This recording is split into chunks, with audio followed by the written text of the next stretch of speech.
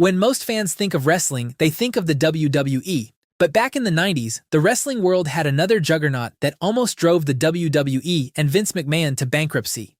This company was called World Championship Wrestling, aka WCW, and it gave us legends like Sting, Hulk Hogan's wild run with the NWO, Goldberg's undefeated streak, and various other entertaining stories and rivalries that made it the #1 wrestling company in the world for a stretch of years in the mid-90s. From its origins in the 80s to its unforgettable peak in 1996 with the NWO, from the madness of war games to the deadly cocktail of backstage politics and baffling creative decisions that forced the company to shut its doors, this is the complete rise and fall of WCW.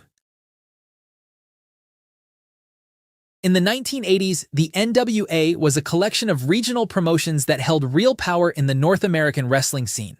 And the crown jewel of that entire system was a North Carolina wrestling promotion called Jim Crockett Promotions. Under Jim Crockett Jr., the JCP had built a roster stacked with future Hall of Famers. Ric Flair as the NWA World Champion, Dusty Rhodes as its charismatic booker and on-screen star, and a young Sting beginning to make noise as one of wrestling's next big things. For a while, JCP looked like the one promotion that could stand toe-to-toe with Vince McMahon's expanding WWF empire. But while JCP had talent, McMahon's WWF had national television deals and stars like Hulk Hogan, Randy Savage, and Roddy Piper that made it a global phenomenon. Crockett tried to compete on a national scale himself, expanding into new markets and absorbing rival promotions like the UWF, but the costs were simply too high. Add in disastrous pay-per-view numbers for shows like Bunkhouse Stampede, the tragic loss of rising star Magnum TA in a car accident, and a wave of guaranteed contracts the company couldn't sustain. And by 1988, Jim Crockett Promotions was on the verge of bankruptcy while McMahon's WWF was touching new heights after the introduction of WrestleMania.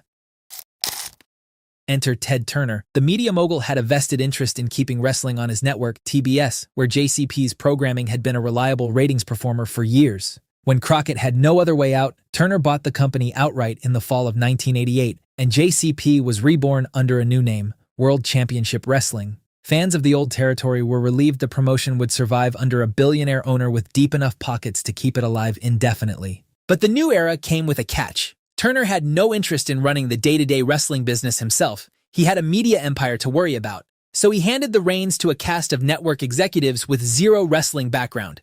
Men like Jim Herd, a former Pizza Hut executive, now had creative authority over a business they didn't understand, and the results were messy. WCW spent the late 80s and early 90s wrestling with its own identity, unsure whether to lean into the hard-hitting Southern style that built JCP's reputation or chase after WWF's cartoonish presentation. For long stretches, it leaned into the latter, and the results felt like a watered-down imitation of the WWF. That said, the in-ring wrestling quality rarely suffered. This was the era of the legendary Flair Steamboat trilogy, one of the most acclaimed series of matches in wrestling history, alongside the emergence of future stars like Steve Austin and Dustin Rhodes. But then things went south. In 1991, Jim Herd clashed repeatedly with WCW's champion and the most bankable star the company had, Ric Flair. Herd wanted to overhaul Flair's presentation entirely, floating the idea of stripping him of the Nature Boy persona and repackaging him as a Roman gladiator character. After hearing the pitch for the absurd gimmick combined with a proposed pay cut, Flair had enough. He walked out, and thanks to a quirk in NWA rules, he was legally allowed to leave with the actual WCW World title belt, showing up on WWF with it not long after. Crowds at subsequent WCW events made their frustration known, chanting for Flair, but the Nature Boy had already jumped ship. WCW tried to right the wrong by bringing in a string of respected wrestling minds to book the promotion. Dusty Rhodes, Ole Anderson, Bill Watts, but each of them ran into the same wall. Network suits with the final say and no real understanding of the product.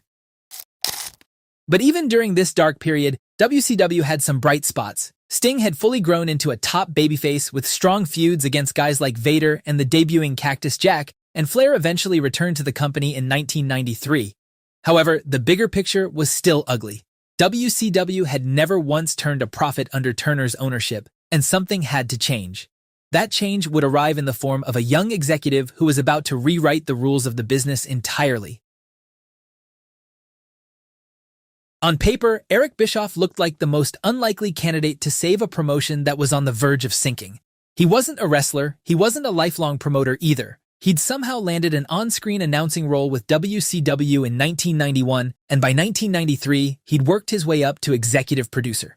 By all sense of logic and reason, the Bischoff experiment should have been a failure. But instead, it turned out to be exactly what WCW needed. Since Bischoff wasn't a lifelong wrestling fan, he wasn't bound by the old territorial way of doing things. Instead, he looked at WCW the way a businessman looks at a struggling company. He didn't think, how do we book better angles? He thought, how do we cut costs, generate buzz, and actually turn a profit? He shut down the promotion's money-losing house show circuit in late 1993, tightened the budget everywhere he could, and started looking for a breakout move that would put WCW on the map in a way it never had been.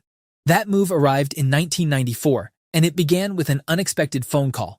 Hulk Hogan, the biggest wrestling star in the world, having left WWF the year before following a steroid scandal, was in the middle of pivoting toward a Hollywood career and had little intention of returning to the ring full-time. But after conversations facilitated by Ric Flair, Bischoff got Hogan on the phone, and the two hammered out a deal that shocked the wrestling world. On June 11, 1994, Hogan signed with World Championship Wrestling. This signing would lead to a domino effect that led to WCW's absolute peak and also its catastrophic downfall. Hogan's arrival gave WCW a legitimacy it had never possessed, and virtually overnight, pay-per-view buy rates and live attendance skyrocketed. But Bischoff didn't stop there. Macho Man Randy Savage followed Hogan to WCW that December, and more former WWF names would trickle in over the following months. Of course, bringing in stars who built their legacies under Vince McMahon's roof came with an obvious side effect. They brought McMahon's style of storytelling with them. Hogan's booking in WCW leaned heavily on the same formula that had carried him through the 1980s, the invincible babyface hero overcoming the monster heel of the month. It had worked brilliantly for WWF at its peak, but WCW's audience, still carrying some of the DNA of the old Jim Crockett fanbase, wasn't fully sold on it, and even WWF's own audience had started to grow tired of the Hulkamania formula by the mid-90s. Still, the numbers were undeniable. With Hogan and company on board, WCW turned a profit for the first time in its history in 1995.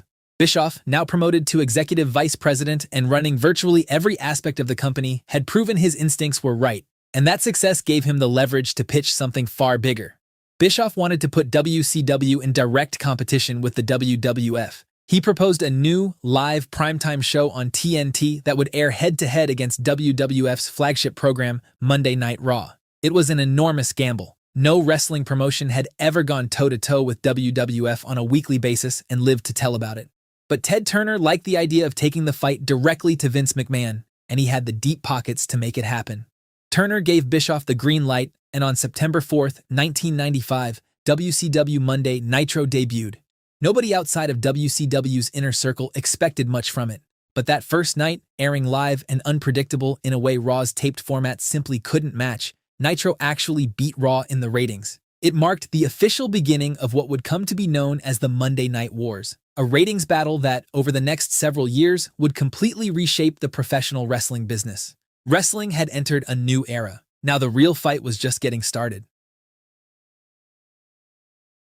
For all the momentum Nitro had generated, there was still a sense heading into 1996 that WCW was the plucky underdog rather than a true equal to WWF.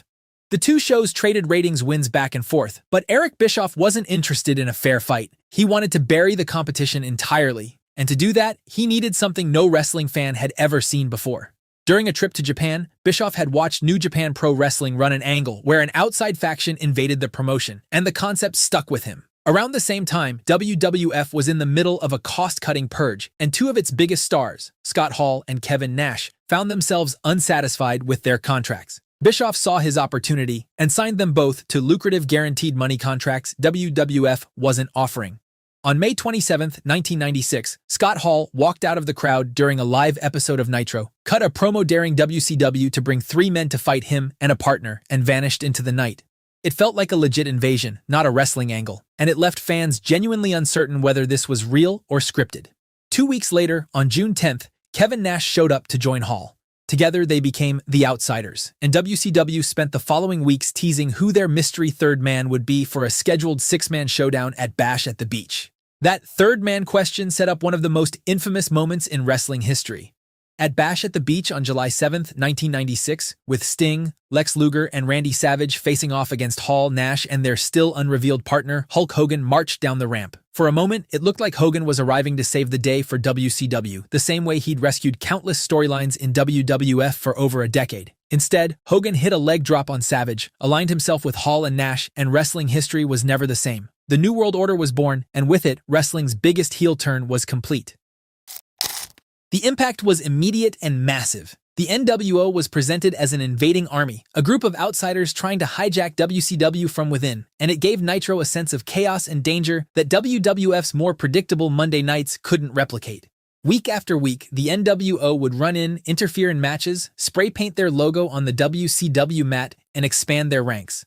The results showed up almost instantly in the ratings. Starting in the summer of 1996, Nitro began an 83-week unbroken streak of beating Raw head-to-head, a run that stretched into early 1998 and at times put WWF's future in doubt. NWO shirts became a mainstream phenomenon, showing up in schoolyards across the country the way Hulkamania gear had a decade earlier. For a brief, remarkable stretch, professional wrestling's biggest story wasn't happening in WWF's backyard. It was happening on Ted Turner's network. Of course, an invading heel army needs a hero to eventually rise up against it, and throughout 1997, WCW had that hero waiting on the rafters, Sting. Rather than have Sting confront the NWO directly on television, WCW made the bold choice to pull him almost entirely out of weekly storylines. He stopped speaking, stopped competing on Nitro, and began appearing only in the rafters, dressed in black and white face paint inspired by the Crow, silently watching the NWO take over the company he once stood for. It was a striking visual, and it turned Sting into a silent guardian whose eventual collision with Hogan was being built as the culmination of the entire angle. That collision finally arrived at Starrcade, WCW's biggest annual show, on December 28, 1997. After nearly 18 months of build-up, Sting and Hogan met one-on-one for the WCW World Heavyweight Championship in what should have been the defining moment of the entire NWO era. The finish was designed to have referee Nick Patrick, working as a corrupt official aligned with the NWO, count a fast 3 to steal the match for Hogan, only for Bret Hart, who had recently arrived in WCW following his own controversial WWF exit, to storm in, expose the injustice, and restart the match for a clean finish that would see Sting lock in the Scorpion Deathlock for the win. However, the execution fell apart completely. Caught between conflicting instructions from Hogan and Sting about how fast the count should be, Patrick split the difference and delivered a count that looked completely normal. To the live audience and the announce team, it appeared Hogan had simply pinned Sting clean in the middle of the ring. The subsequent restart and Sting's actual title win felt less like justice being served and more like a confusing do-over. The air went out of the building, and with it, the air went out of a storyline WCW had spent a year and a half building toward. This single moment would serve as the beginning of WCW's downfall. But if Starrcade 1997 was the moment WCW's momentum quietly stalled, 1998 was the year the tide started to turn. Because while WCW was struggling to figure out what came after the NWO, WWF had found its answer to the entire Monday Night War in the form of a beer-swilling anti-hero named Stone Cold Steve Austin. The Austin vs. Vince McMahon rivalry gave WWF a rebellious edge that WCW's corporate-driven product lacked after the NWO story reached its peak. And as Austin's popularity snowballed through the spring of 1998, WWF began chipping away at Nitro's ratings lead week by week. Bischoff's answer to a stale NWO was to double down rather than move on. And by the spring, the group had splintered into two rival factions. NWO Hollywood, led by Hulk Hogan, and NWO Wolfpack, led by Kevin Nash. The Civil War angle was a way of keeping the faction relevant without actually ending it, but it also meant the story that had once felt like an exciting invasion now felt like an internal soap opera that dragged on. Making matters worse, Backstage Power had consolidated around a small circle of veteran stars, particularly Hogan, whose contractual creative control made it difficult for WCW's booking committee to build finishes or storylines that didn't ultimately bend to his preferences. But in the middle of all this chaos, one storyline was actually working, and it centered around a rookie the promotion had almost stumbled into by accident. Bill Goldberg, a former NFL defensive lineman with almost no traditional wrestling training, debuted in September 1997 and was booked as an unstoppable monster. There was no lengthy promo package, no manufactured backstory, Goldberg was simply an intense wrecking machine who walked to the ring and destroyed every opponent, usually in under 2 minutes, with a spear and a jackhammer. By April 1998, he'd captured the United States Championship, and by the summer, Goldberg chants were filling arenas across the country. WCW finally cashed in on that momentum on July 6, 1998, when Goldberg challenged Hogan for the WCW World Heavyweight Championship with more than 40,000 fans packed in the building. Goldberg speared Hogan, hit the jackhammer, and became WCW champion in one of the most electric moments the promotion ever produced, with Nitro topping Raw in the ratings. For a night, it genuinely felt like WCW had found the star who could carry it into the next decade. But the momentum didn't last. Goldberg's title reign, much like Sting's the year before, would ultimately be undercut by the same forces that had derailed Starrcade 1997, internal politics and a booking committee unable to commit to a long-term vision. At Starrcade in December 1998, Kevin Nash defeated Goldberg to end his undefeated streak. It effectively ended Goldberg's run as WCW's breakout new star just 5 months after his crowning moment, handing the title right back into the hands of the same aging NWO veterans the promotion had been trying to move past. That title change set the stage for the single most infamous night in WCW history. On January 4, 1999, WCW aired a live Nitro opposite a pre-taped WWF Raw, and knowing that Mick Foley was going to win the WWF Championship on that taped show, Bischoff made the decision to spoil the result live on Nitro before the match aired. This decision backfired hard as fans changed the channel in droves, specifically to watch Foley's title win unfold in real time, handing WWF a historic ratings victory. But that wasn't even the most damaging thing that happened on WCW television that night. In the main event, Kevin Nash defended the WCW World Championship against Hogan. After a tense stare-down, Hogan lightly poked Nash in the chest with a single finger. Nash collapsed to the mat as if he'd been shot, and Hogan casually pinned him for the win. The finish, forever remembered as the Fingerpoke of Doom, instantly reunited the two halves of the NWO into one dominant heel faction under Hogan's leadership, undoing months of the Civil War storyline and, more damagingly, betraying the very audience that had spent 2.5 years hoping to see the group finally explode. Rather than closing the book on the NWO era, WCW had just reopened the can of worms. The fallout was catastrophic. Younger stars on the roster, frustrated at watching aging main eventers recycle the same storyline over and over while their own opportunities dried up, grew increasingly frustrated. Chris Jericho, one of WCW's most talented and popular cruiserweights, left for WWF later in 1999. Behind the scenes, Bischoff himself was eventually pushed out of power, with Turner executives bringing in a new head writer to reinvent the show. That writer, Vince Russo, arrived with a reputation for chaotic, shock-driven storytelling from his time in WWF's Attitude Era. And while some hoped his arrival might finally shake WCW out of its rut, what actually followed in 2000 would turn out to be even more chaotic than anything that came before it. By the year 2000, WCW had run out of fresh ideas and was actively cannibalizing whatever goodwill it had left. With Vince Russo now steering creative alongside a returning Bischoff, the company chased shock value over storytelling logic. Actor David Arquette was booked to win the WCW World Championship as part of a movie promotion. Bill Goldberg increasingly clashed with management over scripts he didn't trust, and the world title changed hands so often it lost all meaning. Ratings, live attendance, and pay-per-view buys all collapsed in tandem, and WCW closed out the year having lost roughly $60 million. Even that might have been survivable had Ted Turner still been calling the shots, but he wasn't. In January 2001, Turner Broadcasting completed its merger into AOL Time Warner, and in the reshuffling that followed, Turner lost the influence that had kept WCW alive through years of financial losses. That left the door open for the one buyer nobody expected, Vince McMahon. On March 23, 2001, WWF announced it had purchased WCW's brand tape library and remaining contracts from Time Warner for a reported figure in the range of a few $1,000,000. A stunning fire sale price for a company that had generated hundreds of millions in revenue only a few years earlier. 3 days later, on March 26, 2001, WCW aired its final episode of Nitro, fittingly from Panama City Beach, Florida, with Booker T winning the WCW World Championship in the promotion's last ever match.